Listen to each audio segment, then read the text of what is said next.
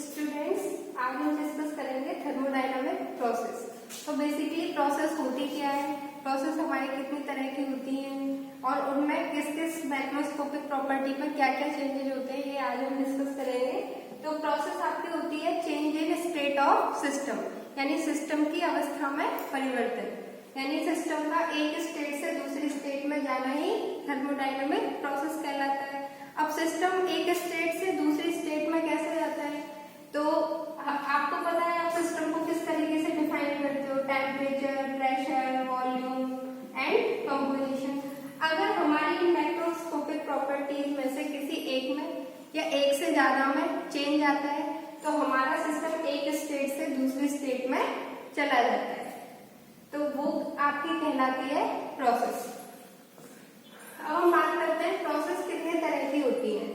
तो आपकी जो प्रोसेस है वो अकॉर्डिंग टू जो सिस्टम में किस तरह के चेंज आ रहे हैं उसके अकॉर्डिंग आपकी जो प्रोसेस है दो तरह की होती है, एक chemical process and physical process. अगर हमारे सिस्टम में केमिकल चेंजेज हो रहे हैं तो आपकी जो प्रोसेस है वो केमिकल प्रोसेस कहलाएगी। अगर हमारे सिस्टम में ओनली फिजिकल चेंजेज हो रहे हैं, यानी solid to liquid, liquid to vapour, solid to vapour, तो हमारी जो प्रोसेस है वो फिजिकल प्रोसेस कहलाएगी। अब अकॉर्डिंग टू सिचुएशन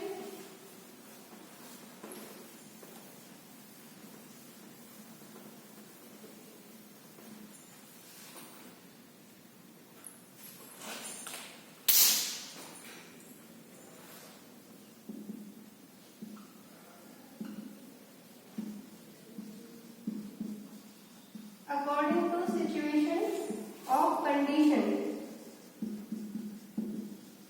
प्रोसेस को अलग अलग तरह से डिफाइन किया गया है।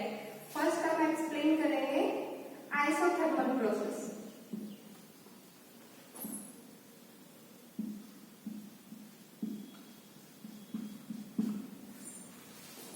ये ऐसी प्रोसेस होती है जब आपका टेम्परेचर कांस्टेंट रहता है।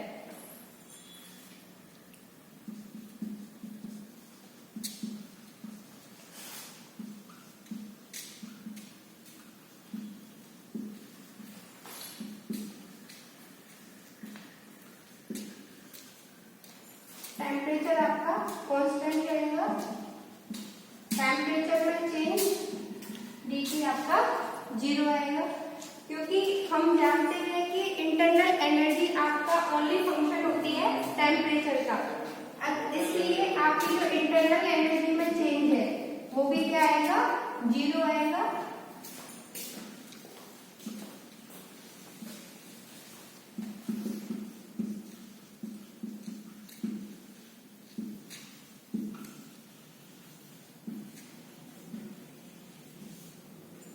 ये टेम्परेचर का फंक्शन होती है।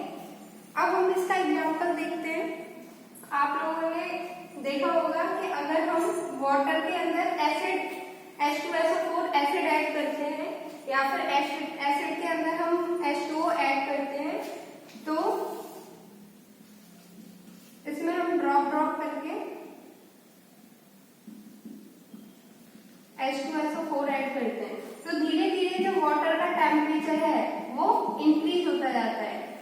दैट्स मीन कि H2O के अंदर अगर आप H2SO4 ऐड करते हो तो ये प्रोसेस आपकी कैसी है, एक्सोथर्मिक होती है। अगर हम इसको कांस्टेंट टेम्परेचर पे करना चाहते हैं तो हम यहाँ पे कोल्ड वाटर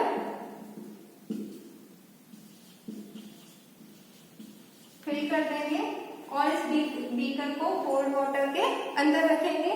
तो एक्सोथर्मिक प्रोसेस के ड्यूरिंग जो टेम्परेचर इंक्रीज होगा तो हीट आपकी कोल्ड वाटर एब्जॉर्ब कर लेगा और जो हमारा सिस्टम है उसका टेम्परेचर मेंटेन रहेगा। तो ये प्रोसेस आपकी किस पे होगी, कांस्टेंट टेम्परेचर पे होगी। अब हम दूसरी प्रोसेस की बात करते हैं।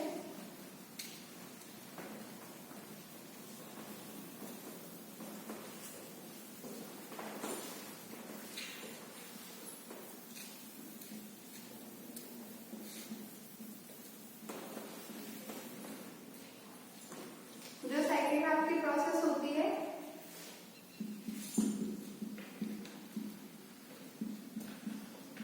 आइसोबारिक प्रोसेस, इसमें प्रेशर आपका इक्वल्स टू 0। जस्ट बिकॉज हमारा प्रेशर कांस्टेंट है तो volume can be change.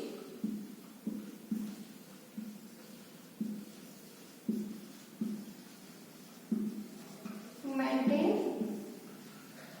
Pressure. इसका एग्जाम्पल आप सभी जानते हैं।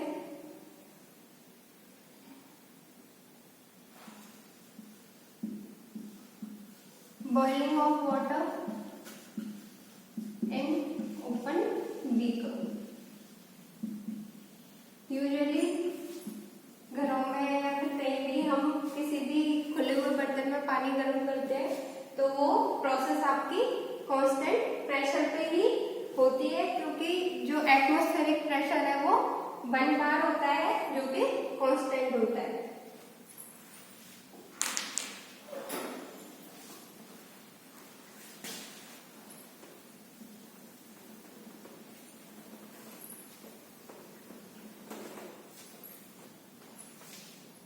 जो आपकी प्रोसेस होती है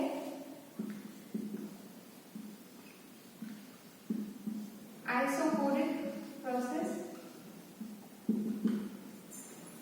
आइसोपोरिक प्रोसेस आपकी कांस्टेंट वॉल्यूम पर होती है। वॉल्यूम को कांस्टेंट रखने के लिए आपका प्रेशर चेंज हो सकता है।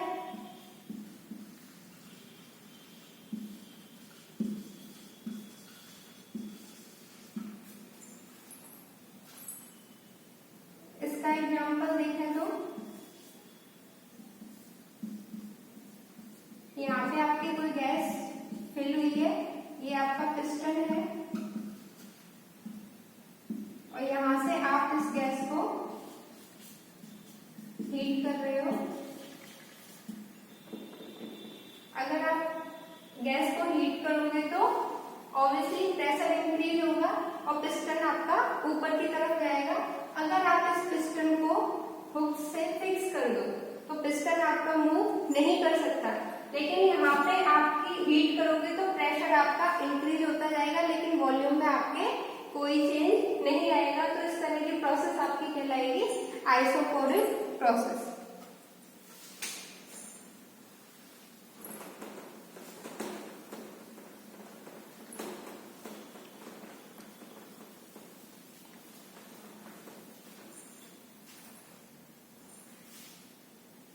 नंबर 4 आपकी प्रोसेस होती है एडियाबैटिक प्रोसेस। ये वो प्रोसेस होती है जिसमें आपका कोई भी हीट एक्सचेंज नहीं होता।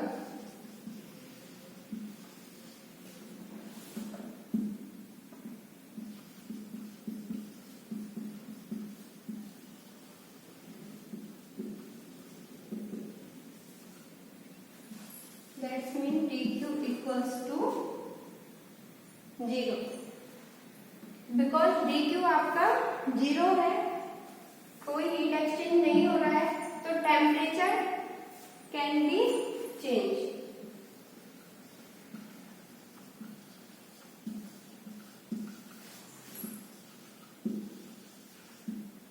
अब मान लें कोई प्रोसेस आपकी एक्सोथर्मिक है।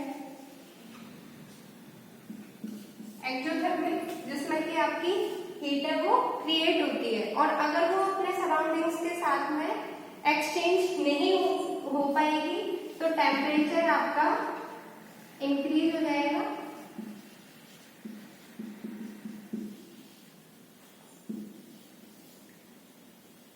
और अगर प्रोसेस आपकी एंडोथर्मिक है तो टेम्परेचर विल बी डिक्रीज।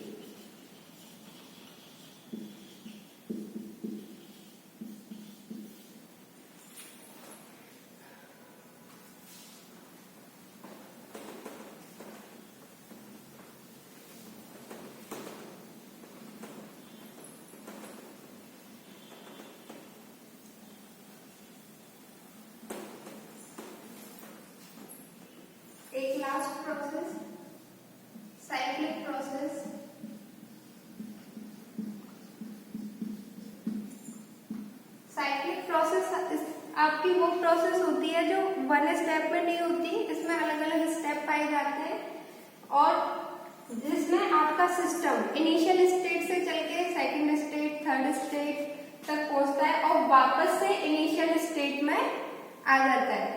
तो इनिशियल स्टेट को वापस से गेन कर ले, ए से बी में गया, बी से सी में, डी में और वापस से ए स्टेट में आ गया। तो इसमें जो initial and final state same होती है, वो प्रोसेस आपकी साइक्लिक प्रोसेस कहलाती है। आप अच्छे से जानते हो कि जो आपकी स्टेट फंक्शंस होते हैं वो only initial and final state पर डिपेंड करते हैं। जस्ट बिकॉज इसमें इनिशियल और फाइनल स्टेट सेम है, तो जितने भी आपके स्टेट फंक्शंस हैं उनकी प्रॉपर्टीज में आपका कोई चेंज नहीं आएगा। dt 0, dv 0, dh 0, dp 0, de 0, ये सभी आपके स्टेट फंक्शंस होते हैं और इनमें आपका चेंज 0 होगा। अब हम फर्स्ट लॉ की बात करते हैं। According to first law of thermodynamics, dE equals to Q minus W, because dE आपकी 0 है तो Q minus W, Q equals to W। तो Q और W दोनों ही आपके पाथ फंक्शंस होते हैं, ये पाथ पे डिपेंड करते हैं ना कि इनिशियल और फाइनल स्टेट पे, इसलिए इसमें आपका वर्क डन और जो हीट एब्जॉर्ब या इमिट होगी वो आपका सेम पाया जाएगा। तो ये आपकी साइक्लिक प्रोसेस कहलाती है। Thank you.